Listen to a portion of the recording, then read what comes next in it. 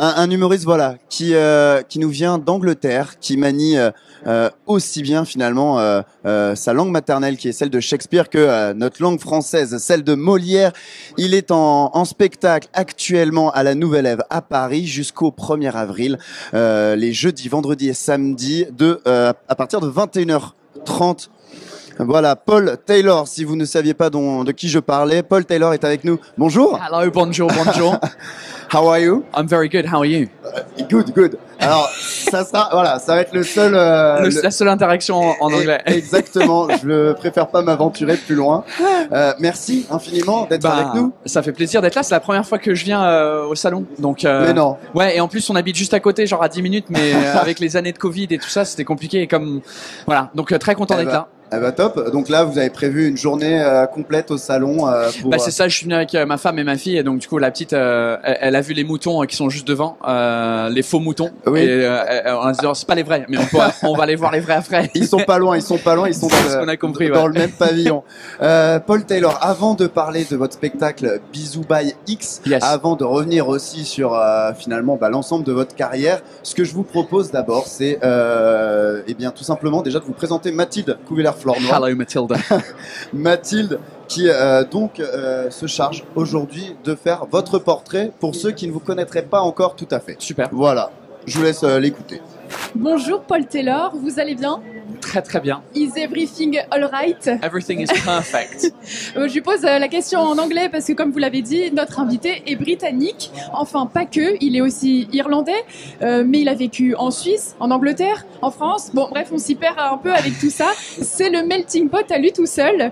Mais finalement, c'est cette richesse culturelle et linguistique qui va vous mener à ce que vous faites aujourd'hui, du stand-up basé sur les différences entre les Britanniques et les Français. Vous faites vos débuts sur scène en 2013. 3 ans plus tard, vous avez votre premier spectacle qui s'intitule d'ailleurs Franglais. Le suivant en 2019, So British. Et maintenant le nouveau Bisous by X.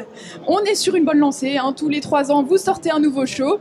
Cette proximité avec la France est bien présente dans vos spectacles. Mais avant ça, en 2016, c'est une vidéo qui s'intitule La Bise, qui va surtout vous faire percer dans le milieu. Le glow-up, you know. Votre but dans cette vidéo, c'est clairement de vous moquer des Français sur le fait que c'est difficile de savoir combien de bises on doit faire. Je vous rassure, même nous, on le sait pas. Oui, ouais. J'ai découvert ça, ouais. Après, vous ajoutez des cordes à votre arc. Vous décidez de faire rire à la télévision, cette fois sur Canal+, avec What the Fuck France. Ici encore, vous vous moquez de nous. Pas très sympa, Paul. Not really nice. Alors, ok, j'avoue aussi, il y a matière, parce que niveau langue étrangère, on est un peu des brels en France. On se rappelle tous de la fameuse phrase de François Hollande qui essayait de s'exprimer en anglais en 2015. Alban. Et là, vous n'êtes pas sympa. Alors, oui. je vais le faire version accent François Hollande. Be you, be proud of you, because you can be do what we want to do. C'est la classique. Mais non, mais c'est tellement drôle. Mais après, en vrai, je me moque beaucoup de ça, mais en vrai, vous parlez mieux et vous comprenez mieux l'anglais que nous, les Anglais, le français. C'est gentil. Parce que, entre guillemets, nous, vous avez besoin un petit peu parce qu'il y a plein de cultures et plein de choses et plein de chansons et plein de trucs en anglais. Mais nous, la culture française, c'est juste on la regarde pas, malheureusement. Bon, ça va après, finalement, puisqu'en 2018, il n'y a pas que les Français qui prennent cher. Vous lancez avec Canal+, un show qui s'appelle Stéréotrip, où vous vous moquez finalement de tous les pays et surtout des Allemands qui ont une langue très gutturale. Très loin du charme de l'accent british que j'adore, oui, oui, baguette. Juste une petite question avant la fin. Maintenant que vous êtes le plus français des British, est-ce que vous avez été le plus triste pendant la mort de la reine ou pendant la mort de Johnny Hallyday? C'est sûr que c'était le mort de la reine était plus impactant. Johnny Hallyday, je trouvais déjà son nom assez intéressant parce que c'est même pas son vrai nom, je savais pas. Ouais. Jean-Philippe Smet. Ouais, Jean-Philippe Smet, qui est belge en plus. Exactement. Donc c'est ça, il y a rien qui collait dans l'histoire, mais comme je connaissais pas trop sa musique et trop cette personne-là, donc du coup ça. Mais j'ai vu qu'évidemment il y avait beaucoup de Français qui ça touchait son décès, ouais. Donc la reine. Merci à vous, Mathilde Couvillère-Flornoy. Rien à redire? Tout est. Non, tout est parfait, c'est parfaitement recherché, très bien. Et ben voilà, et en plus toi. avec vraiment la pointe d'accent qu'il faut. Parfait. Merci Mathilde Couillère-Flournoy. Paul Taylor, avant de démarrer, moi j'ai envie aussi d'aller un peu plus loin, finalement. On va compléter un peu ce portrait. Ce que je vous propose, c'est de faire un petit jeu. Je vous fais deux propositions et entre les deux, vous me dites laquelle correspond le mieux. Donc, par exemple, au petit breakfast, vous êtes plutôt thé, haricots, œufs and bacon ou café avec tartine beurre et confiture? Ah, ça dépend de comment on se sent. Le entre guillemets le English breakfast, c'est très bon après une soirée trop alcoolisée la veille. Ça nous remet bien dans nos assiettes. Je sais même pas si c'est du français ça, mais c'est pas grave. De pas être dans son assiette. Ouais. C'est bon. Et plus vers 11h midi, tu vois. Si c'est le côté tartine ou croissant avec un café, ça c'est bien le petit matin, genre à 7-8 heures du matin, ça va, c'est parfait. Mais les bacon, les haricots et tout ça à 7-8 heures, pas ouf. Ouais.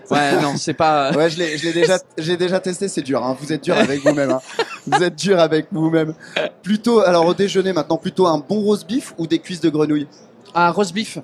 Ouais, les cuisses de grenouille. En fait, c'est un des stéréotypes qu'on a sur vous. On vous appelle les frogs, froggies. Comme vous nous les roast beef, sauf que nous on mange du roast beef et vous les cuisses de grenouille. C'est compliqué à trouver des Français qui en mangent. Ouais, on en mange un petit peu. Mais pas autant que les escargots. Oui, c'est vrai. Mais si vous n'avez pas tenté, je vous conseille, c'est excellent. C'est finalement c'est très. J'ai goûté une fois et j'ai trouvé ça un peu laborieux. En termes de décortiquer, c'est tout petit donc c'est compliqué. Et déjà les cuisses de poulet ça m'énerve parce que c'est trop compliqué donc Vous savez quoi, on se fera un repas tous les deux une prochaine fois. Plutôt pub agité entre potes ou restaurant tranquille en famille? Ah, encore une fois ça dépend. Le pub agité entre potes c'est cool un vendredi soir après la semaine de boulot horrible et on a envie de décompresser, déconnecter et puis le dimanche, resto, famille, c'est très bien. Et dernière question, on l'a vu avec la bise, plutôt hug ou plutôt bise? Hug. Beaucoup plus simple. Mais en plus, c'est devenu plus avec Mathilde. On a vu tout à l'heure quand on s'est dit bonjour. Il y avait parce que la bise c'était déjà compliqué. Maintenant, c'est devenu encore plus compliqué après le Covid. Parce que du coup, il y a le check, il y a le serrage de main. Le truc le plus dégueulasse, c'est quand la personne prend la main et serre le poing. C'est horrible. Non, juste the wave. Ce que faisait la reine, c'était super. C'était juste bonjour. C'est le flegme britannique. C'est ça. Eh ben, merci pour ces réponses. On va, tout au long de ces 30 minutes, on va revenir forcément donc sur ce spectacle que vous êtes actuellement en train de jouer donc à la Nouvelle Ève à Paris, que j'ai eu la chance d'aller voir, du coup avec Axel Rebaud d'ailleurs de l'équipe que vous avez dû apercevoir avant de venir sur le plateau. Un spectacle vraiment. Il n'y a qu'une chose à dire, allez-y, foncez.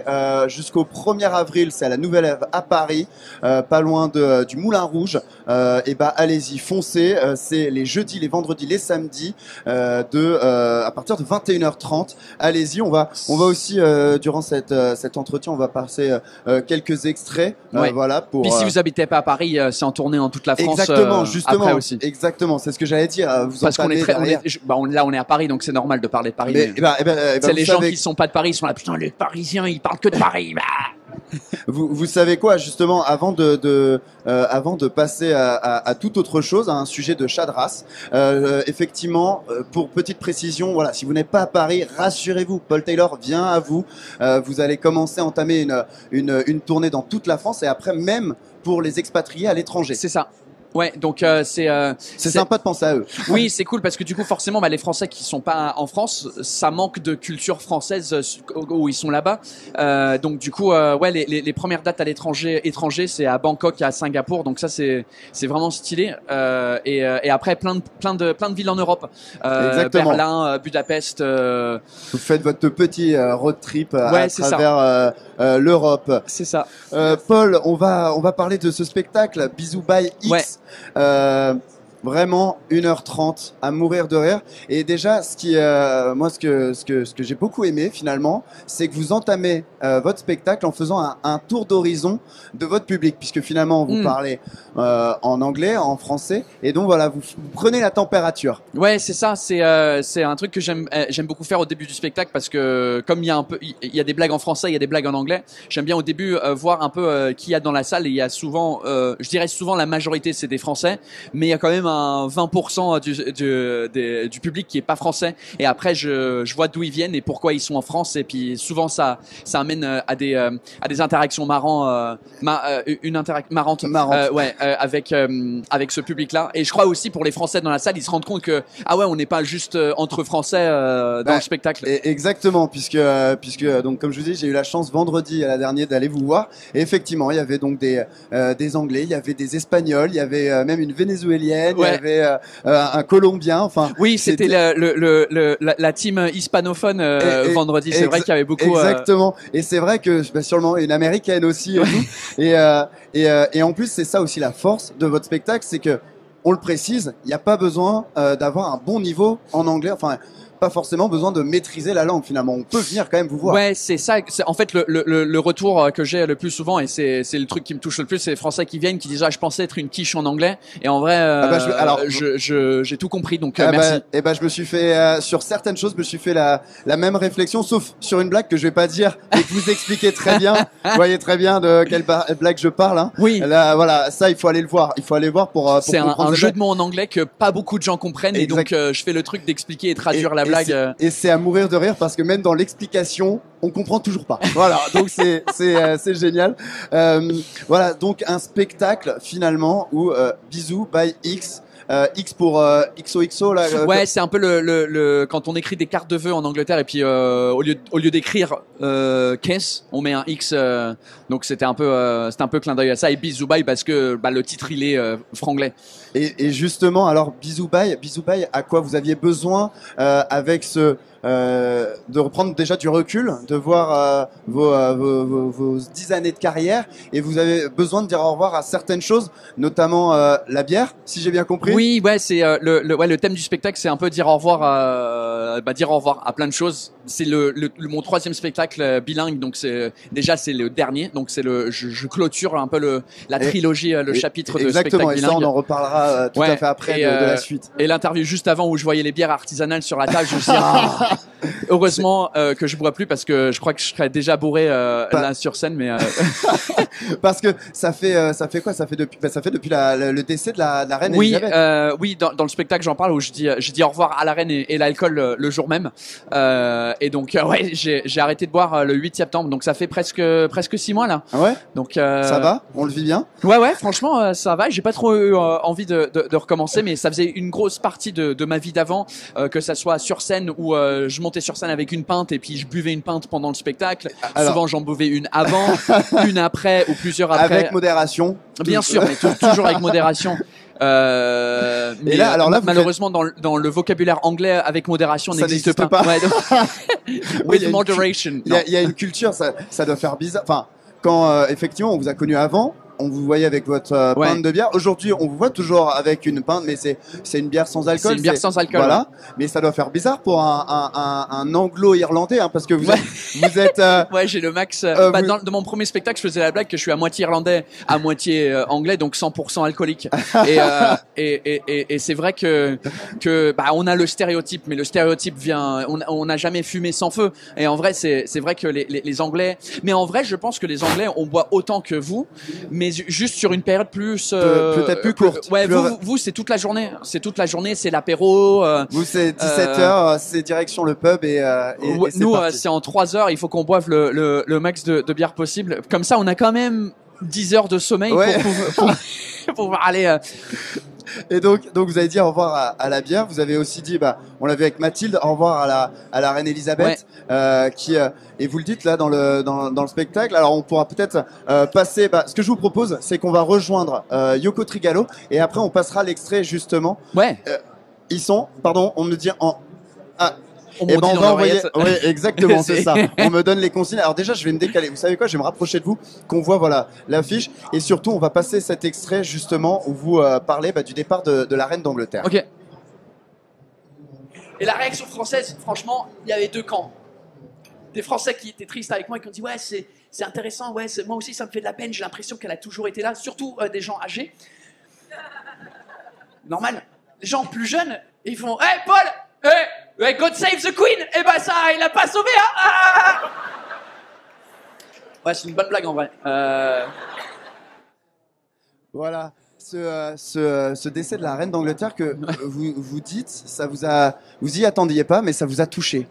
Ouais, ça m'a un peu bouleversé émotionnellement et je m'y attendais pas du tout parce que en vrai, je crois que la majorité des Anglais, on est un peu indifférent sur la famille royale et sur tout ce truc-là, mais je crois que le fait qu'elle décède, c'était un truc qui était plus profond que juste une personne qui décède. C'était une partie de notre culture, une partie de notre identité qui partait en fait et on essaye de se projeter dans l'avenir de qu'est-ce que ça veut dire. C'est quoi l'Angleterre sans cette personne-là? Ouais. Comme j'utilise l'analogie dans le spectacle avec le Notre-Dame en France, que c'est une partie du patrimoine. C'est pas juste un bâtiment qui brûle, c'est une partie du patrimoine de la culture de la France et de nous effectivement. Ouais. C'est la partie plus émotionnelle et sérieuse du spectacle. Et c'est ça. En fait, c'est un spectacle à la fois un petit peu finalement de deuil. Hein. Alors je vais pas tout spoiler parce que vous l'expliquez justement, mais tout est réfléchi aussi. Ça, c'est incroyable quand vous expliquez que tout est réfléchi dans ce spectacle, que ça soit la tenue, que ça soit le prix des billets. Ouais. C'est magique. Et c'est aussi un spectacle un peu plus intime par rapport aux deux premiers finalement. Voilà, vous revenez en arrière de vos 10 années de carrière. Vous aimez les chiens aussi? Ouais, moi j'aime tous les animaux en vrai, mais juste pas vivre avec. Ouais, il y a les aimer chez les autres et un peu comme les enfants. Oui, d'ailleurs, tiens, belle transition puisque vous parlez de votre fille aussi, dans le sacré caractère, apparemment. Oui, ouais, mais je crois que tous les enfants sont un peu comme ça à l'âge de 2-3 ans. C'est quoi? C'est le caractère français ou le caractère anglais qu'elle a récupéré? Je crois qu'elle a récupéré. C'est juste mon caractère à moi en fait, plus. Enfin, surtout mon père. Je vois le côté énervé de mon père dans la petite, donc c'est assez intéressant de revivre les colères à travers elle. Mais ouais, je crois que caractère parisien, voilà, on va dire. Ouais. Vous allez faire plaisir à tous ceux qui sont parisiens. Je vous propose un deuxième extrait justement où vous parlez de votre fille et notamment le fait d'apprendre la langue française à votre fille. On écoute et on regarde même cet extrait. Donc j'ai abandonné ce truc d'essayer d'apprendre l'anglais à des gens normaux. Je peux pas. I'm not teaching anyone English anymore. Fuck it. Vous vous démerdez. La seule personne qui m'intéresse pour que j'apprenne l'anglais, c'est ma fille. En fait, elle a 3 ans et j'ai envie qu'elle apprenne l'anglais parce que en vrai, elle a que 2 influences anglaises dans sa vie. C'est moi et Peppa Pig. Ouais, donc il faut bien que je prenne le relais sur la cochonne. Donc j'essaye, ça fait 3 ans que je parle en anglais avec ma fille pour que, tu vois, elle soit bilingue. Et en vrai, après 3 ans, elle s'en bat toujours les couilles de l'anglais et de moi. Elle refuse de parler anglais, mais elle me parle uniquement. Elle comprend ce que je dis, mais elle me parle pas en anglais. Par contre, elle m'engueule moi maintenant quand moi je parle français à la maison.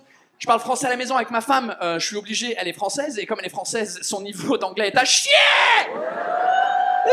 Fuck off. Donc du coup, je lui parle en français à la maison et du coup maintenant la petite elle m'engueule de l'autre pièce, elle fait papa, non, toi tu parles pas français, toi tu parles anglais, ok?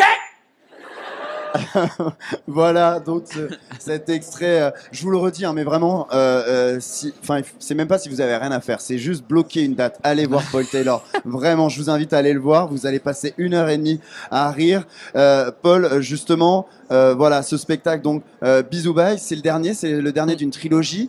Le dernier aussi, finalement, en français-anglais. Maintenant, vous voulez, voilà, vous spécialiser, on va dire un peu plus. C'est partir sur un spectacle en anglais ou un spectacle que en français? Ouais, l'idée c'était de voir ce que je peux faire en plus. Maintenant, enfin, je crois que j'ai un peu atteint la limite de ce que je peux faire en bilingue, donc j'aimerais bien atteindre des gens peut-être dans les parties de la France où il y a personne qui parle anglais.